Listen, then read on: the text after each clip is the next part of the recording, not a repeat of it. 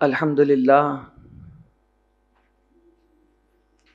لله الذي أبدع الأفلاك والأرضين والصلاة والسلام على من كان نبيا وآدم بين الماء والطين وعلى آله وأصحابه الطيبين الطاهرين أما بعد فأعوذ بالله من الشيطان الرجيم بسم الله الرحمن الرحيم فاسألوا أهل الذكر إن كنتم لا تعلمون آمنت بالله صدق الله العظيم وبلغنا رسوله النبي الأمين المكين المختار الكريم ونحن على ذلك لمن الشاهدين والشاكرين والحمد لله رب العالمين. الصلاة والسلام عليك يا رسول الله، الصلاة والسلام عليك يا حبيب الله، الصلاة والسلام عليك يا نور الله، صلی اللہ تعالی علیہ وسلم. میرے پیارے آقا صلی اللہ تعالی علیہ وسلم کے پیارے دیوانوں، گزشتہ 2 ہفتوں سے پیوستہ پہلے میں نے دین کے ضروریات کے حوالے سے کچھ باتیں آپ کے سامنے رکھنے کی کوشش کی تھی.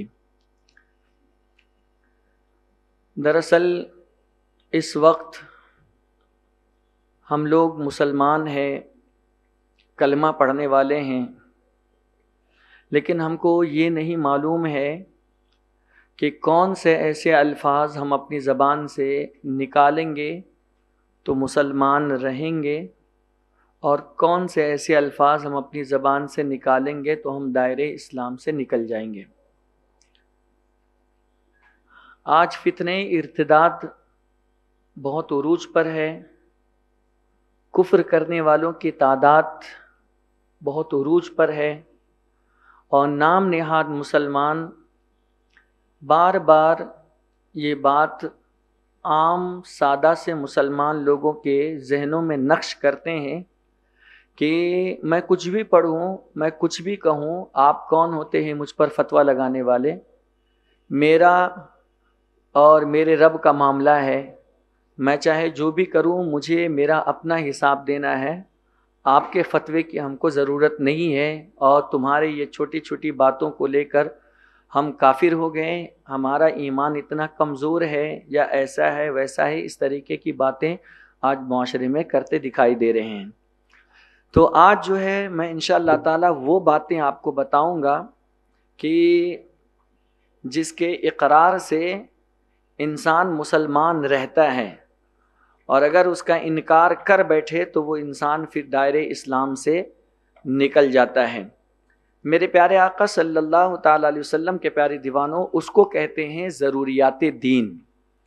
ضروریات دین اسلام میں وہ مسائل ہوتے ہیں جو قرآن کریم سے یا حدیث متواتر سے یا پھر اجماع سے وہ اس طرح ثابت ہو کہ ان میں نہ کسی شبہے کی گنجائش ہو، نہ تعویل کی کوئی راہ ہو، اور انہیں عوام اور خواص سبھی جانتے ہو. جیسے اللہ تبارک و تعالیٰ کا ایک ہونا، یہ قرآن سے بھی ثابت ہے، حدیث متواتر سے بھی ثابت ہے، اجماع سے بھی ثابت ہے، اس میں نہ کسی شبہے کی گنجائش ہے، نہ کسی تعویل کی گنجائش ہے، اور اللہ ایک ہے، اس کو ہر عام بھی جانتا ہے اور خاص بھی جانتا ہے. تو اس طرح جتنی بھی چیزیں ہیں ان تمام چیزوں کو ضروریات دین کہا جاتا ہے. ضروریات دین وہ ہے کہ اگر ان میں ضروریات دین میں کوئی کسی بھی بات کا انکار کر دے، یا انکار تو نہ کرے البتہ اس میں شک کرے، تو جس طرح ضروریات دین کا منکر کافر ہوتا ہے، اس میں ادنا طور پر شک کرنے والا بھی انسان وہ کافر ہو جاتا ہے.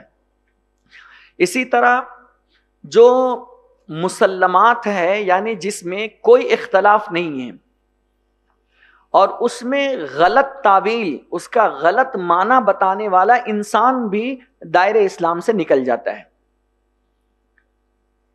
جیسے اللہ رب العزت کا وجود ہے، وہ واجب الوجود ہے. اب اگر کوئی کہے کہ اس واجب الوجود سے صرف ایک روشنی مراد ہے تو معاذ اللہ اس نے غلط تشریح کی، غلط معنی بتایا، وہ انسان کافر ہو جائے گا. اسی طرح حضور صلی اللہ علیہ وسلم آخری نبی ہے، یہ اجماعی عقیدہ ہے، حدیث سے بھی ثابت ہے، قرآن سے بھی ثابت ہے، اجماع سے بھی ثابت ہے کہ اللہ تعالیٰ نے قرآن میں فرمایا ما کان محمد ابا احد من رجالکم ولکن رسول اللہ وخاتم النبیین، کہ یہ رسول تم میں سے کسی کے باپ نہیں ہے، محمد صلی اللہ علیہ وسلم تم میں سے کسی کے باپ نہیں ہے، لیکن یہ اللہ کے رسول ہے اور آخری نبی ہے. اب یہ ایسی بات ہے کہ اب اگر کوئی کہے معاذ اللہ کہ خاتم النبیین کا یہاں معنی افضل النبیین ہے، یعنی آخری نبی سے مراد حضور علیہ السلام سب سے افضل نبی ہے، آخری نبی نہیں ہے، تو اس نے غلط تشریح کی، غلط تعویل کی، غلط مطلب بیان کیا. تو صحیح چیز کا، صحیح چیزوں کا غلط مطلب بیان کرنے والا انسان بھی دائرے اسلام سے نکل جاتا ہے. ٹھیک ہے، تو ضروریات دین جو ہے ان میں سے کسی بھی بات کا آپ انکار نہیں کر سکتے ہیں، نہ اس میں آپ شک کر سکتے ہیں، نہ اس میں آپ کسی طرح بیجا تعویل کر سکتے ہیں. اور بتایا گیا ہے کہ جس طرح ضروریات دین کا انکار کفر ہے، یوں ہی شک اور شبہ کرنے والا بھی کفر ہے. اس میں اس کے خلاف احتمال اگر کوئی رکھتا ہو تو وہ بھی کافر ہو جائے گا. اور اسی طرح جو کافر ہو گیا اس کے کفر میں اگر کوئی شک کرے تو وہ بھی کافر ہو جائے گا. بہت باریکی ہے، اس کو سمجھنا بہت زیادہ ضروری ہے. اب آئیے، ان چیزوں کو میں نے بہت پہلے تفصیل سے سمجھا دیا تھا، اس لیے آج میں مختصراً بیان کیا ہوں. اب میں آپ کو ضروریات دین ہے کیا، جس کا جاننا ہر مسلمان کے لیے ضروری ہے، وہ آپ کو بتاتا ہوں. نمبر 1، اللہ تعالیٰ ایک ہے. اللہ تعالیٰ ایک ہے، یہ ضروریات دین میں سے ہے. ذات اور صفات میں، یعنی اللہ تعالیٰ کے وجود میں یا اللہ تعالیٰ کی جتنی خوبیاں ہیں ان میں کوئی بھی شریک نہیں ہے، کوئی بھی شریک نہیں ہے. یہ بھی ضروریات دین میں سے ہیں. اللہ ہر عیب سے، ہر کمی سے، ہر نقص سے اللہ پاک ہے. اسی طرح اللہ تعالیٰ کی ذات جو ہے وہ قدیم ہے. قدیم کا مطلب یہ ہے کہ وہ کبھی ختم نہیں ہوا تھا، وہ ہمیشہ سے ہے اور ہمیشہ رہے گا. تو اللہ کی ذات قدیم ہے، یہ بھی ضروریات دین میں سے ہے. اور حادثات سے، حوادثات سے پاک ہونا، یہ بھی ضروریات دین میں سے ہیں. اور تمام مخلوقات کا اللہ ہی خالق و مالک ہے، اس کے علاوہ کوئی خالق و مالک نہیں ہے. یہ ضروریات دین میں سے. اگر کوئی یہ کہے معاذ اللہ کہ یہ جو چمگادڑ ہے، کیا ہے؟ یہ چمگادڑ ہے، اس کا خالق حضرت عیسیٰ ہے، تو وہ انسان کافر ہو جائے گا. کیونکہ اللہ سبحانہ و تعالیٰ کے حکم سے ہی حضرت عیسیٰ علیہ السلام نے چمگادڑ کو بنایا تھا، اور اللہ نے حکم دیا کہ اس میں پھونکو تو وہ پرندہ اڑنے لگ گیا، پیدا ہو گیا. لیکن ان کے بنانے میں اور اللہ کے بنانے میں فرق یہ ہو گیا کہ اللہ جب بنایا تو کامل بنایا. جیسے کھانے کے لیے جگہ دی تو پاخانے کے لیے بھی جگہ دی. لیکن حضرت عیسیٰ علیہ السلام نے جب اس چمگادڑ کو بنایا تو اس میں پاخانہ کی جگہ بنانا ہی بھول گئے. تو اس لیے چمگادڑ جو ہے وہ منہ سے کھاتا بھی ہے اور غلاظت بھی باہر منہ سے ہی نکالتا ہے. اور یہ ایسا پرندہ ہے جس کو اللہ اکبر حیض بھی آتا ہے. تو بہرحال بتانے کا مقصد یہ ہے کہ یہ مسئلہ دیکھ کر کے کوئی یہ نہ کہے کہ اس کا خالق جو ہے حضرت عیسیٰ ہے. یہ حضرت عیسیٰ علیہ السلام نے اللہ کے حکم سے ہی بنایا ہے، تو اس کا بھی حقیقت میں خالق و مالک میرا اللہ ہی ہے. وہ میرے رب کی ایک قدرت کا ایک شاہکار ہے جو حضرت عیسیٰ علیہ السلام کے ذریعے سے ظاہر ہوا ہے. وہ ان کے خالق نہیں ہے، خالق صرف اللہ رب العزت ہے. تو جملہ مخلوقات کا خالق ہونا یہ ضروریات دین میں سے ہیں. اللہ بے مثل اور بے مثال ہے. اس کی طرح کچھ بھی نہیں ہے. لیس کمثلہ شیء, اس کی طرح کوئی چیز ہے ہی نہیں. اگر کوئی معاذ اللہ سبحانہ و تعالی کی طرح کسی بھی چیز کو بتائے تو وہ انسان ضروریات دین کا انکار کرنے والا ہو گیا اور وہ انسان کافر ہو جائے گا. اللہ رحیم ہے, خبیر ہے, لم یلد ہے ولم یولد ہے, یعنی رحم فرمانے والا ہے, خبرگیری کرنے والا ہے, نہ اس کا کوئی باپ ہے نہ اس کا کوئی بیٹا ہے, کوئی نہیں ہے, وہ تنہا ہے, ہمیشہ سے ہے, ہمیشہ رہے گا. وہی معز ہے اور وہی مذل ہے, یعنی وہی سب کو عزت عطا کرنے والا ہے اور وہی سب کو ذلت عطا کرنے والا ہے. وَتُعِزُّ مَن تَشَاءُ وَتُذِلُّ مَن تَشَاءُ, جسے چاہے وہ عزت عطا کرے اور جسے چاہے وہ ذلت عطا کرے, وہ اس کے دستے قدرت. اس کا مطلب یہ ہو گیا کہ ہم لوگ کہتے ہیں کہ فلاں نے مجھ کو ذلیل کر دیا, فلاں نے مجھ کو یہ, تو حدیث میں یہ آیا ہوا ہے کہ پوری دنیا مل کر کے اگر کسی کو عزت دینا چاہے تو صرف اتنی ہی عزت دے سکتے ہیں جتنا اللہ چاہتا ہے, اور پوری دنیا مل کر کے اگر کسی کو ذلیل کرنا چاہے تو اتنا ہی کر سکتی ہے جتنا کہ اللہ چاہتا ہے. اس سے زیادہ نہ کسی کو عزت دی جا سکتی ہے نہ اس سے زیادہ کسی کو ذلت دی جا سکتی ہے, کیونکہ حقیقی معز اور مذل, حقیقی عزت دینے والا اور حقیقی ذلت دینے والا وہ اللہ سبحانہ و تعالیٰ کی ذات ہے. ٹھیک, وہ حی ہے, حی مطلب وہ خود سے زندہ ہے. یہ ضروریات دین, یہ سب جو پڑھ رہا ہوں اس کا جاننا ہر ایک کے لیے ضروری ہے. وہ خود سے زندہ ہے, ازلی ہے اور ابدی ہے, یعنی ہمیشہ سے ہے اور ہمیشہ رہے گا. سمیع ہے یعنی سننے والا ہے, بصیر ہے یعنی دیکھنے والا ہے, اور متکلم ہے یعنی بات کرنے والا ہے. لیکن اللہ کے سماعت کے لیے کان ہونا ضروری نہیں, اللہ کے دیکھنے کے لیے آنکھ ہونا ضروری نہیں, اللہ کے تکلم کرنے کے لیے منہ ہونا ضروری نہیں, کیونکہ کان ہونا, آنکھ ہونا, ناک ہونا, منہ ہونا, ہاتھ ہونا, یہ انسانی اجزاء میں سے ہیں, انسانی پارٹس میں سے ہیں, اور جس طرح انسان کی چیزیں ہیں ان تمام چیزوں سے میرا اللہ پاک ہے. کیونکہ آپ نے پڑھا نا لیس کمثلہ شیء, اس کی طرح کوئی چیز نہیں ہے, نہ چیز کوئی اللہ کی طرح ہے نہ اللہ کسی چیز کی طرح ہے. تو آنکھ ہو, کان ہو, ناک ہو, یہ انسان کی صفات میں سے ہیں, اور اگر یہی ناک, کان, ہاتھ, منہ اللہ کے لیے بھی مان لے تو برابر اللہ کی, معاذ اللہ ہم لوگ اللہ کی طرح ہو جائیں گے, اور یہ جائز نہیں ہے. تو اللہ رب العزت سنتا ہے لیکن اس کے کان نہیں, دیکھتا ہے اس کے آنکھ نہیں, تکلم کرتا ہے اس کی زبان نہیں, تو کیسے کرتا ہے وہ اللہ جانے اور اس کا حبیب جانے, اس کے علاوہ ہم کو اس کے بارے میں کوئی علم نہیں. لیکن ہم کو اتنا بتایا گیا ہے کہ ہماری طرح کان نہیں, آنکھ نہیں, ناک نہیں, بلکہ جو انسانی عوارض ہوتے ہیں یا جو بھی مخلوقات اللہ کی ہے ان میں سے کسی کی طرح کان, ہاتھ, پیر, ناک وغیرہ اللہ تعالیٰ کو کچھ بھی نہیں ہے. وہ کیسا ہے وہ اللہ جانے اور اس کا حبیب جانے. ہم اتنا جانتے ہیں اللہ نور السماوات والارض, اللہ نور ہے بس, اللہ موجود ہے بس, اس ذات کو سوائے مصطفیٰ جان رحمت کے کسی اور نے نہیں دیکھا ہے, بس اتنا ہی جان لیجئے. تو وہ سمیع ہے, بصیر ہے, متکلم ہے, رب العالمین ہے. کیا ہے؟ سارے عالم کا پالنہار ہے. تقریباً یہ العالمین جو ہے, یہ العالمین میں جو الف لام آیا ہے, العالمین میں یہ الف لام جو ہے یہ استغراقی ہے, مطلب جتنے بھی عالم ہے تقریباً 18,000 کے قریب ہے, سب کا پالنہار, سب کا خالق, سب کو کھلانے والا, سب کو پلانے والا میرا رب ہے, اس کے علاوہ کوئی دوسرا نہیں ہے, وہ رب العالمین ہے. یہ بھی ضروریات دین میں سے ہیں, سمجھ میں آئی بات. اسی طرح آسمانی کتابیں نازل کرنا, کہ آسمان سے کتابیں نازل ہوئی ہے اور اس کو اللہ تعالیٰ نے اتارا ہے حضرت جبریل امین کے ذریعے سے, یہ بھی ضروریات دین میں سے ہیں.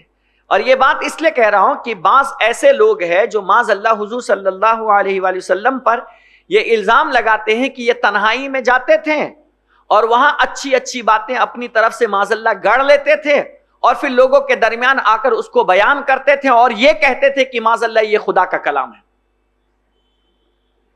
تو یہ اپنی طرف سے گڑ لیتے تھے معاذ اللہ. یہ کچھ لوگوں کا الزام تھا حضور علیہ السلام کی ذات پر, اور یہ اللہ کا کلام نہیں ہے, یہ خالق کی کتاب نہیں ہے وغیرہ وغیرہ.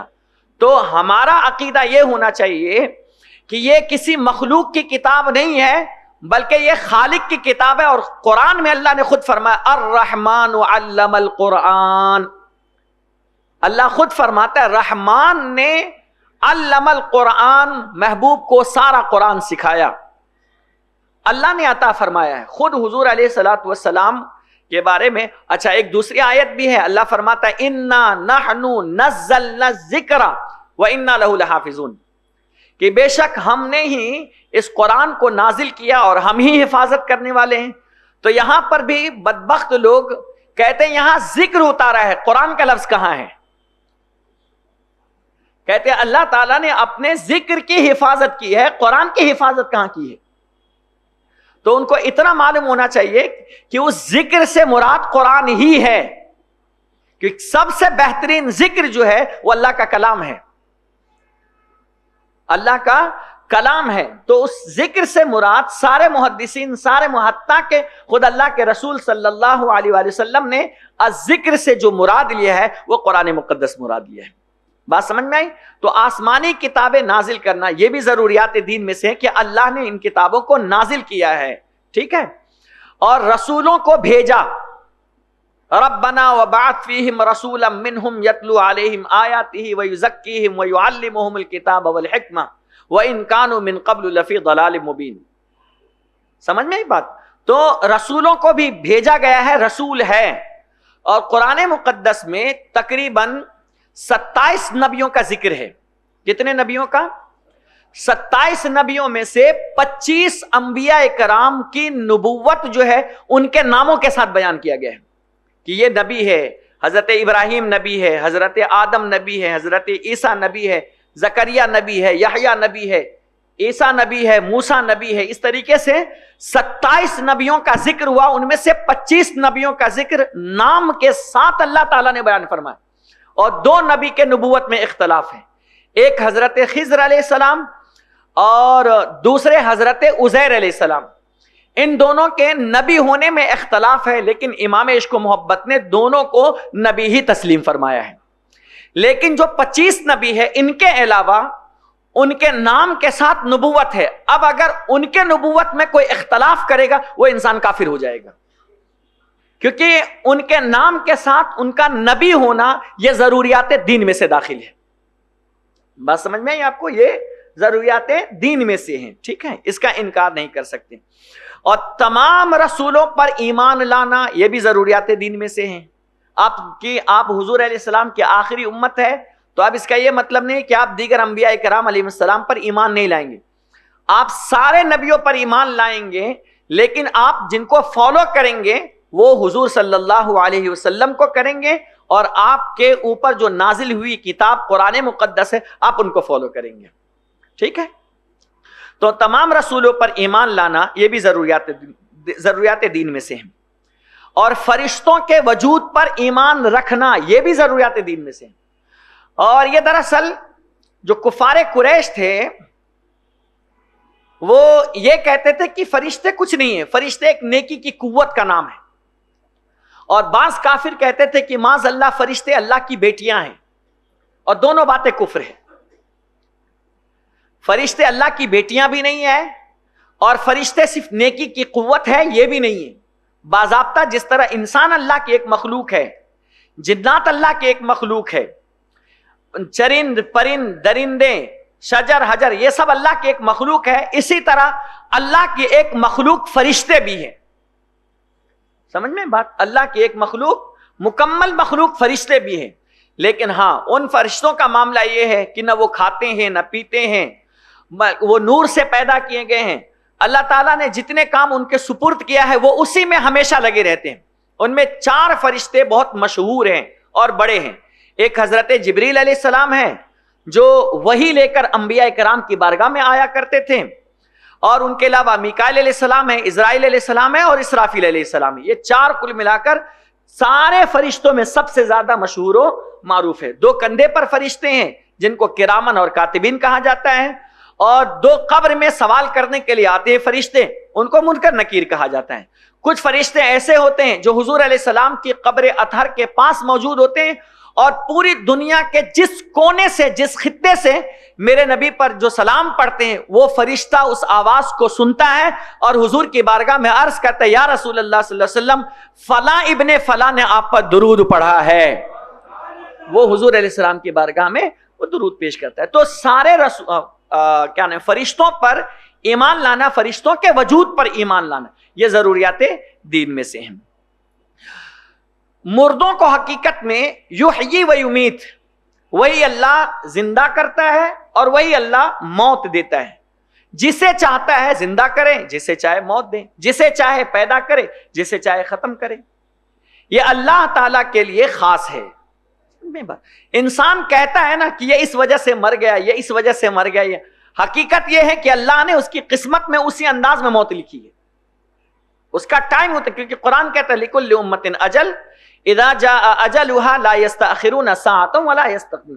ہر ایک امت کے لیے، قوم کے لیے وقت مقرر ہے، جب وہ وقت آ گیا تو نہ ایک لمحہ پہلے نہ ایک لمحہ بعد، اسی حال میں۔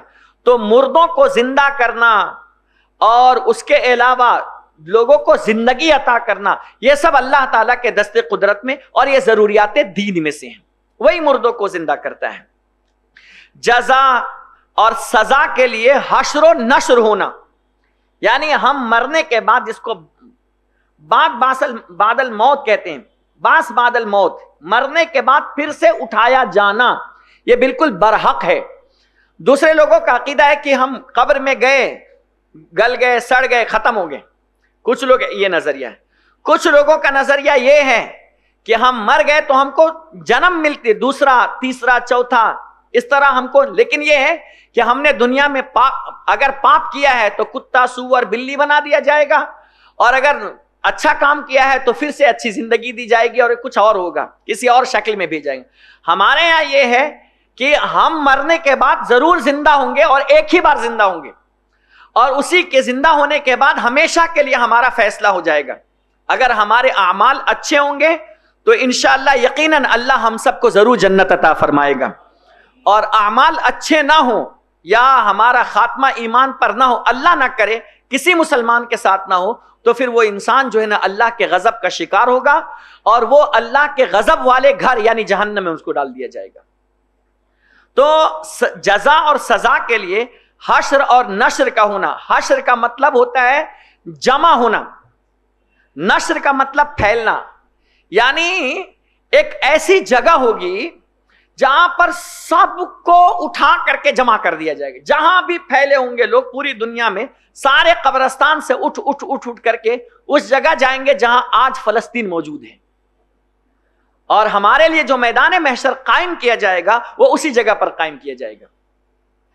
بعض روایتوں میں میدان عرفات کا بھی ذکر آتا ہے، لیکن جو اصل ذکر ہے، جو راجح قول ہے، وہ یہی ہے کہ جو آج غزہ فلسطین ہے، اسی جگہ پر اللہ رب العزت میدان دوبارہ پھر سے قائم کرے گا، اور پھر پوری دنیا کے لوگ اٹھ کر کے پھر اسی جگہ پر جمع ہوں گے، اور وہیں پر سب کے لیے جزا اور سزا کا حکم دیا جائے گا کہ اس کے ساتھ انعام ہو اور اس کے ساتھ سزا ہو۔ یہ بھی، اس پر بھی یقین رکھنا، یہ بھی ضروریات دین میں سے کہ یہ ہوگا۔ ایک برا نہیں مانیے گا، کافر کا تو چھوڑ دو، ان کا تو ایمان ہی نہیں ہے۔ آج 80 سے 90% مسلمان کا بھی اب ایمان نہیں رہا کہ ہمارے ساتھ مرنے کے بعد ہمارے ساتھ سوال و جواب ہوں گے۔ وہ جب قبرستان جاتے ہیں نا تو کیا دیکھتے ہیں کہ وہ مسلمان بھی ہے تو مر گیا، ہڈی گل گئی، سڑ گئی، یعنی جسم گل گیا، اب سب ہڈیاں بچی ہیں، تو اب کیا عذاب ہو رہا ہے؟ یہ سب دیکھ کر سمجھتے ہیں کہ ہمارے ساتھ کچھ نہیں ہوگا، یہ مولوی لوگ خالی ہم کو ڈراتے ہیں اور ہم کو جو ہے نا بار بار دھمکاتے ہیں کہ نماز پڑھو، یہ پڑھو، قبر میں بڑے سانپ آئیں گے، بڑے بچھو آئیں گے۔ ہم لوگ بہت سارے قبر دیکھتے ہیں، کچھ نہیں ہوتا ہے، آدمی کا پورا جسم گل چکا ہوتا ہے، ہمارا بھی ایسے ہی گل جائے گا، کچھ ہوگا نہیں، یہ خالی مولانا لوگ ڈراتے ہیں بس۔ لیکن جس کے پاس ایمان ہے، یقین ہے، اس کو ایک شعر سے سمجھ لینا چاہیے، زمین میلی نہیں ہوتی، زمن میلا نہیں ہوتا، محمد کے غلاموں کا کفن میلا نہیں ہوتا۔ جو واقعی حافظ قرآن ہوگا، عالم دین ہوگا, شہید ہوگا, یا انبیاء صالحہ میں ہوں گے, یا نیک آدمی ہوگا, اللہ سبحانہ و تعالی اس کے جسم کو مٹی سے محفوظ فرما دے گا اور اس کا جسم صحیح اور سالم قبر میں بھی موجود رہے گا. اور ایسے بہت سارے واقعات دیکھنے کو ملے ہیں. تو جیسا تم کہتے ہو کہ سب کے گل جاتے ہیں, سڑ جاتے, تو ان کے کیوں محفوظ ہے؟ میدان احد میں حضرت امیر حمزہ رضی اللہ عنہ کا پورا کفن اور آپ کا جسم ویسے کا ویسے ہی سلامت کیوں تھا؟ جب پھاوڑا لگائے کھودنے کے موقع پر تو کئی سالوں کے بعد ان کے جسم سے اللہ اکبر ایسے خون نکل رہا ہے جیسے کہ وہ آرام کر رہے تھے اور ابھی فوراً پھاوڑا لگا, اور جیسے زندوں کے جسم سے خون نکلتا ہے ویسے آپ کے جسم سے خون نکل رہا تو ہے, ان کے ساتھ ہے. آپ یقین رکھو ہے بالکل صحیح ہے, اور اللہ نے کہہ دیا تو 100% صحیح ہے, اور مصطفیٰ نے کہہ دیا تو بات تو ماننی ہے. ٹھیک ہے, تو جزا و سزا کے لیے حشر و نشر کا ہونا. مومنوں کے لیے خلود فی الجنہ مطلب کیا ہے؟ آسان کر دیتا ہوں. جو ایمان والا ہوگا وہ خلود فی الجنہ کا مطلب یہ ہے کہ وہ ہمیشہ ہمیشہ ہمیشہ جنت میں ہی رہے گا. جو ایک بار جنت چلا گیا وہ واپس نہیں آئے گا. حضرت ادریس علیہ السلام اللہ سے کہتے ہیں کہ اللہ مجھے موت کی سختی کا علم چاہیے, مجھے جاننا ہے کہ انسان مرتا ہے تو اس کو تکلیف کیا ہوتی ہے. اللہ نے ملک الموت کو بھیجا, ان کے جسم سے روح نکالی گئی, پھر وہ تکلیف محسوس کرنے کے بعد پھر جسم میں ڈال دی گئی, پھر اس کے بعد کہا پلسرات سے گزروائیے, پلسرات سے گزروایا گیا, کہا جنت کی سیر کروائیے. جب جنت میں آپ تشریف لے گئے, سارا نظارہ دیکھا, تو اس کے بعد کہتے ہیں کہ اب میں نہیں جاؤں گا, اب میں نہیں جاؤں گا. اب حضرتیں جو بھی فرشتے تھے کہ نہیں آپ کو تو چلنا پڑے گا, یہ سر تو کہا بتاؤ جنت میں جانے کے لیے جو پروسیس کیا ہے؟ جنت میں جانے کے لیے انسان کو مرنا پڑتا ہے, کہا ہاں. مرنے کے بعد دوبارہ زندہ ہونا پڑتا ہے, کہا ہاں. پلسرات سے گزرنا پڑتا ہے, کہا ہاں. اور اللہ کا فرمان ہے جو ایک بار جنت میں آ گیا وہ دوبارہ باہر نہیں جائے گا. تو میں سارے پروسیس کر کے جب آ چکا ہوں تو میں جنت سے باہر کیوں جاؤں؟ تو فرشتوں نے اللہ سے جب عرض کی تو اللہ نے کہا کہ ان کو یہیں رہنے دو. تو مومن جو ہوگا وہ جنت میں خلود پائے گا, یعنی ہمیشہ. جو ایک بار چلا گیا وہ دوبارہ جنت سے واپس نکالا نہیں جائے گا. اور اگر کوئی ایمان والا گناہ کے سبب جہنم میں چلا گیا تو وہ خلود نہیں ہوگا, دخول ہوگا. دخول کا مطلب یہ ہے وہ جہنم میں جائے گا, اپنے کیے ہوئے گناہوں کی سزا کاٹے گا, اور چونکہ ایمان والا تھا اسی وجہ سے اللہ سبحانہ و تعالی سزا کے کاٹنے کے بعد اس کو جہنم سے نکال کر کے اللہ اسے جنت میں داخل فرما دے گا. اور جو کافر ہوں گے ان کافروں کے لیے خلود فی النار ہے, یعنی جو کافر ہوگا وہ ہمیشہ ہمیش کے لیے جہنم میں رہے گا, وہ کبھی بھی جہنم سے باہر نہیں آ سکتا. حتیٰ کہ جس کو آخری سزا دی جائے گی, جس کو جہنم کے نچلے درجے سے نکال کر اوپر کے درجے میں لائے گا, کوئی بھی اس کے لیے سفارش کرے, لیکن جو ایمان کی حالت میں نہیں گیا ہے, کفر پر گیا ہے, تو پھر اس کے لیے کوئی بھی دعا کرے, کیسی بھی دعا کرے, وہ جہنم سے باہر نہیں نکالا جا سکتا. یہ اللہ کا قانون ہے, اللہ نے قانون بنایا ہے. مومن جنت میں جائیں گے اور کافر جہنم میں جائیں گے. ہاں اگر کوئی ظاہری طور پر زبان سے کچھ اور نکالتا ہے, لیکن باطن میں اگر اس کے دل میں ایمان ہے تو اس کا حال اللہ کی ذات پر ہے. وہ اللہ چاہے تو اپنے فضل سے جو فیصلہ فرمانا چاہے فرما دے گا. تو مومن کے لیے خلود فی الجنہ ہے, اور کافروں کے لیے خلود فی النار ہے. یہ سب کیا ہے؟ ضروریات دین میں سے ہیں. پھر کچھ باتیں انشاءاللہ آنے والے ہفتے میں بیان کروں گا. السلام علیکم ورحمۃ اللہ وبرکاتہ.